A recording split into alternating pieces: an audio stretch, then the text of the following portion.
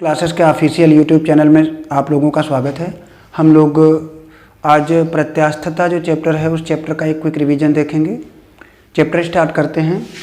प्रत्यास्थता, elasticity. सबसे पहला point जो ये है कि प्रत्यास्थता किसी वस्तु का आंतरिक गुण है और यह मेटेरियलिस्टिक प्रॉपर्टी है, पदार्थिक गुण है। प्रत्यास्थता किसी वस्तु का आंतरिक स्थूल गुण है, इंटीरियर मेटेरियलिस्टिक प्रॉपर्टी है, पहला पॉइंट। अब दूसरे पॉइंट में हम लोग जानते हैं प्रत्यास्थता क्या होती है। तो प्रत्यास्थता समझने से पहले हम लोग वस्तुओं को समझ लेते हैं। वस्तुएं हमारी तीन प्रकार की होती हैं। पहली दृढ़ वस्तुएं, रिजिड बॉडीज। दृढ़ वस्तुएं क्या हैं? ऐसी वस्तुएं जिन पर हम बल लगाएं, बल के लगाए जाने पर वस्तु के अणुओं के बीच की दूरी में कोई परिवर्तन ना हो। तो इस प्रकार की वस्तुओं को दृढ़ वस्तुएं कहा जाता है। अगर फोर्स के लगाने पर इंटर एटॉमिक सेपरेशन चेंज नहीं होता है तब इस प्रकार की जो बॉडीज होती हैं उन बॉडीज को हम रिजिड बॉडीज कहते हैं। दूसरी वो वस्तुएं हैं जिन्हें हम सुघट्य वस्तुएं या प्लास्टिक बॉडीज कहते हैं। ये ऐसी वस्तुएं हैं जिन पर बल लगाने पर वो वस्तुएं सदैव के लिए अपना रूप बदल लेती हैं, अर्थात उनके अणु एक बार अगर दूरी में परिवर्तन कर लें तो वो दूरी ही बनाए रखते हैं, इनिशियल स्टेट में आने की कोशिश नहीं करते हैं। अब तीसरी प्रकार की वस्तुएं ऐसी होती हैं जो कि ना तो पूरे तरीके से दृढ़ हैं ना ही पूरे तरीके से सुघट्य हैं। वो ना तो रिजिड हैं और ना ही आपकी प्लास्टिक बॉडीज हैं।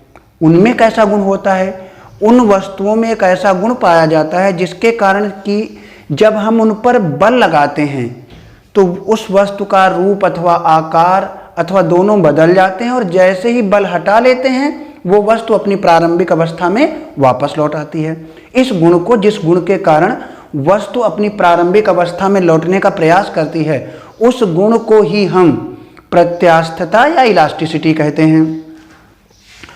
अब जो प्रत्यास्थता का गुण है उस गुण को हम लोग अच्छे से समझने के लिए कुछ टर्म डिफाइन करते हैं, जिनमें से हमारा पहला टर्म है प्रतिबल, स्ट्रेस। ये प्रतिबल क्या है? जब भी किसी वस्तु पर हम बल लगाते हैं तो बल लगाने पर वस्तु के अंदर के प्रत्येक अनुप्रस्थ काट पर एक प्रतिक्रिया बल उत्पन्न हो जाता है। अब अगर हम किसी वस्तु पर बल लगाएं, बल लगाने पर उस वस्तु के अंदर के प्रत्येक अनुप्रस्थ काट पर आंतरिक प्रतिक्रिया बल उत्पन्न हो जाए तो जो प्रतिबल है वो प्रतिबल हमारा आंतरिक गुण से संबंधित होता है। इसलिए हम लोग जो बल लेते हैं वो इंटीरियर फोर्स लेते हैं, F डैश। तो प्रतिबल बराबर होता है आंतरिक प्रतिक्रिया बल बटे अनुप्रस्थ काट का क्षेत्रफल। इसका जो एरिया है वो A है और जो बल है वो F डैश है। तो S बराबर आएगा हमारा F डैश अपान A।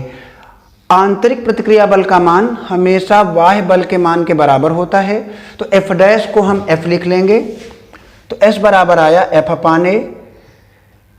इसका मात्रक न्यूटन, इसका मात्रक मीटर स्क्वायर, तो प्रतिबल का मात्रक आया न्यूटन प्रति मीटर स्क्वायर।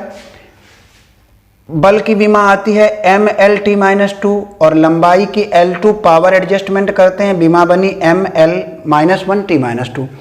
अब हम लोग एक पॉइंट और ध्यान देते हैं। प्रतिबल हमारा दो प्रकार का होता है। पहला है तनन प्रतिबल, अगर फोर्स वस्तु की लंबाई यानी उसको खींचने का प्रयास करता है, और दूसरा है संपीड्य प्रतिबल, अगर बल वस्तु की लंबाई को घटाने का प्रयास करता है। टेंसाइल स्ट्रेस और कंप्रेसिव स्ट्रेस, दो प्रकार की हमारी स्ट्रेस होती हैं। अब हम लोग आगे बढ़ते हैं विकृति। विकृति का मतलब ही होता है आकार में परिवर्तन, चेंज इन शेप या साइज। तो आकार में परिवर्तन इस बात पर निर्भर करता है कि जो वस्तु है हमारी उस पर फोर्स कैसे लगाया जा रहा है। हमारे इस चैप्टर में 3 तरीके से आकार में परिवर्तन होगा, एक लंबाई में, दूसरा आयतन में, और तीसरा जो होगा परिवर्तन वो हमारे ठोस पदार्थ की परतों में होगा। उस आधार पर हम लोग विकृति को 3 भागों में बांटेंगे भी। लेकिन जो ये विकृति है वो हमारी समान भौतिक राशियों का अनुपात है। इस कारण ना तो विकृति की कोई विमा होती है और ना ही विकृति का कोई मात्रक होता है। विकृति को हम लोगों ने समझ लिया। अब आते हैं हुक के नियम पर। हुक ने पदार्थों का जो गुण है उसको समझने के लिए प्रतिबल और विकृति के बीच एक संबंध स्थापित किया। होता यह है कि जब किसी वस्तु पर बल लगाते हैं तो उस वस्तु के आकार में परिवर्तन होता है, इसीलिए विकृति प्रतिबल के अनुक्रमानुपाती होती है। Strain is directly proportional to stress.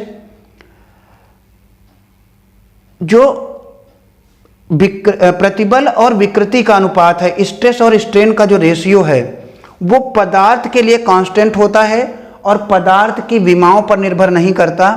इस गुण को हम उस पदार्थ का प्रत्यास्थता गुणांक कहते हैं, मॉडुलस ऑफ इलास्टिसिटी कहते हैं।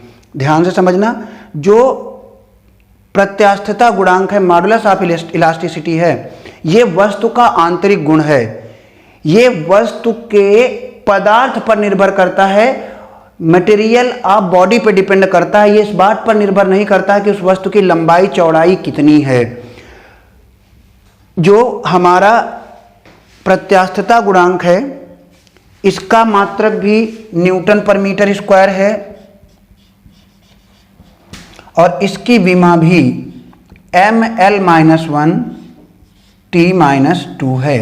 प्रत्यास्थता गुणांक 3 प्रकार का होता है, यंग प्रत्यास्थता गुणांक, आयतन प्रत्यास्थता गुणांक और दृढ़ता गुणांक। Young modulus of elasticity, bulk modulus of elasticity and modulus of rigidity. अब हम लोग एक एक करके समझ लेते हैं। पहला है यंग प्रत्यास्थता गुणांक, यंग मॉडुलस ऑफ इलास्टिसिटी। यह उस परिस्थिति के लिए डिफाइन किया गया है जब वस्तु की लंबाई में मुख्यतः परिवर्तन होता है, या आप कह सकते हो कि जब हम किसी वस्तु की लंबाई में होने वाले परिवर्तन को ही कंसीडर करते हैं। तो यहाँ पर यंग प्रत्यास्थता गुणांक को समझने के लिए हम लोगों ने एक छड़ ली है।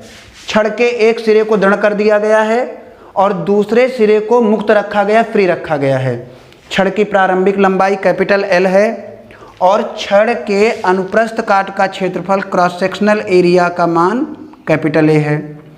जब हम छड़ के मुक्त सिरे पर फ्री एंड पर फोर्स कैपिटल F लगाते हैं तो छड़ की लंबाई बढ़ जाती है। कितनी बढ़ जाती है? Small l। तो छड़ की प्रारंभिक लंबाई कितनी है? Capital L। और छड़ की लंबाई में वृद्धि कितनी है? Small l। ये वृद्धि है, इंक्रीमेंट।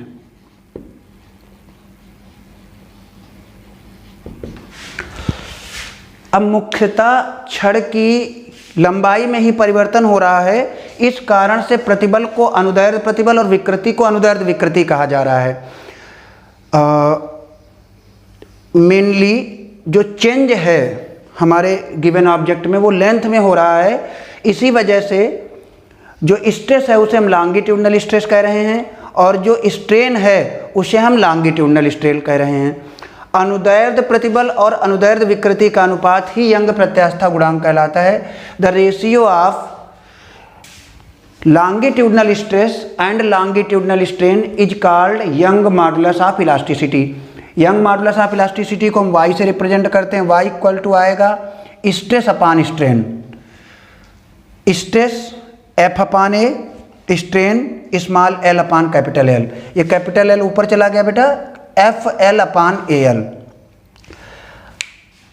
यंग मॉडुलस का भी जो मात्रक है, यूनिट है, वो न्यूटन पर मीटर स्क्वायर होगी और जो डायमेंशन होंगी वो ml-1 t-t होंगी। अब इसमें से 4 पॉइंट खास बनते हैं, उनको देख लिया जाता है। पहला पॉइंट ये है कि यंग मॉडुलस ऑफ इलास्टिसिटी छड़ की विमाओं पर निर्भर नहीं करता है। Young modulus of elasticity does not depends on dimensions of rod. Dimension का वही मतलब है कि लंबाई, त्रिज्या, इन पर निर्भर नहीं करता है। सेकेंड पॉइंट पर आते हैं। अगर हमें दो छड़ दे दी जाएं जिनकी विमाएं समान हों और उन छड़ों पर समान फोर्स लगाए जाएं, तो देखो समान फोर्स एफ भी सेम, समान विमाएं कैपिटल एल भी सेम दोनों के लिए, क्रॉस सेक्शनल एरिया भी सेम। अब जो वाई होगा वो इन्वर्सली प्रोपोर्शनल होगा लेंथ के। अब जिसकी लेंथ में वृद्धि कम होगी उसका वाई ज़्यादा होगा, जिसका एल कम होगा उसका वाई ज़्यादा होगा। तो इसी आधार पर हम कहते हैं कि रबर की तुलना में स्टील अधिक प्रत्यास्थ होती है।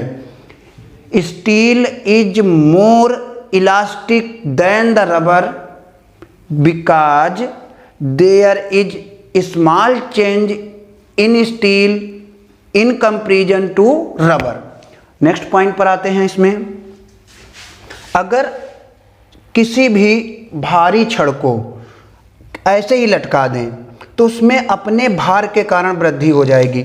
इस वाली सिचुएशन में जो वस्तु का भार होता है वो मिड पॉइंट से काम करते हुए मान लिया जाता है, और इस स्थिति में हम जो लेंथ लेते हैं छड़ की वो केवल आधी लेते हैं, L/2। L की जगह L/2 लिखने के कारण ये जो फार्मूला है उसमें यहाँ पर नीचे अपान में 2 आ जाता है। अब हम लोग आयतन प्रत्यास्थता गुणांक देखते हैं, बल्क मॉडुलस ऑफ इलास्टिसिटी। अगर हम किसी वस्तु पर इस तरीके से बल लगाएं कि बल सदैव वस्तु के पृष्ठ के लंबवत हो, force is always perpendicular to the surface of the body, तब इस प्रकार का जो फोर्स होता है वो उस वस्तु के आयतन को घटा देता है, उसका वॉल्यूम पहले से डिक्रीज हो जाता है। तो बेटा देखो इस पहली सिचुएशन में हमने कैसा फोर्स लगाया है, परपेंडिकुलर फोर्स लगाया, जिसके कारण वस्तु का जो आयतन v है वो v से घट करके v माइनस डेल्टा v हो गया है। इस फोर्स को, इस परपेंडिकुलर फोर्स को हम नाम देते हैं नॉर्मल फोर्स, और इसके कारण जो प्रतिबल होता है उसे हम कहते हैं अभिलंब प्रतिबल, नॉर्मल स्ट्रेस। तो अभिलंब प्रतिबल कितना होगा, फोर्स अपान एरिया F/A, जिसे क्या कहा जाएगा, दाब, डेल्टा P। जैसे ही दाब को P से बढ़ाकर P + डेल्टा V किया जाता है, उस वस्तु का आयतन V से घट करके V माइनस डेल्टा V रह जाता है। दाब बढ़ा रहे हैं, आयतन घटा रहे हैं, इसलिए आयतन में परिवर्तन जो है वो ऋणात्मक आता है, निगेटिव आता है। तो हमारा अभिलंब प्रतिबल दाब के बराबर हो गया, आयतन विकृति माइनस डेल्टा V/V के इक्वल हो गई। अभिलंब प्रतिबल और आयतन विकृति का जो अनुपात होता है उसी को हम कहते हैं आयतन प्रत्यास्थता गुणांक, बल्क मॉडुलस ऑफ इलास्टिसिटी। इसे हम B या K से रिप्रेजेंट करते हैं। तो B के लिख लो, K = अभिलंब प्रतिबल डेल्टा P, आयतन विकृति डेल्टा V/V, ये V ऊपर चला जाएगा, delta P × V/डेल्टा V, that is K। इसका मात्रक आएगा न्यूटन पर मीटर स्क्वायर, विमा आएगी ml-1 T-2। K का जो मात्रक होगा, यूनिट होगी, वो होगी न्यूटन पर मीटर स्क्वायर, और इसकी जो डायमेंशंस होंगी, विमाएँ होंगी, वो होंगी ml-1 T-2। और ख़ास बात, एक टर्म होता है उसे कहते हैं संपीड्यता। ये आयतन प्रत्यास्थता गुणांक के व्युत्क्रम के बराबर होता है, C = 1/K। इसका मात्रक आयतन प्रत्यास्थता गुणांक के मात्रक का जस्ट उल्टा है, मीटर स्क्वायर पर न्यूटन, और इसकी जो डायमेंशंस हैं, विमाएँ हैं, वो इसकी जस्ट उल्टी हैं, m-1 L T+2। ठीक है, तो इस प्रकार से बेटा हम लोगों ने आयतन प्रत्यास्थता गुणांक देख लिया। अब जो आगे का टॉपिक है वो हम आपको दूसरे वीडियोज में अपलोड करेंगे।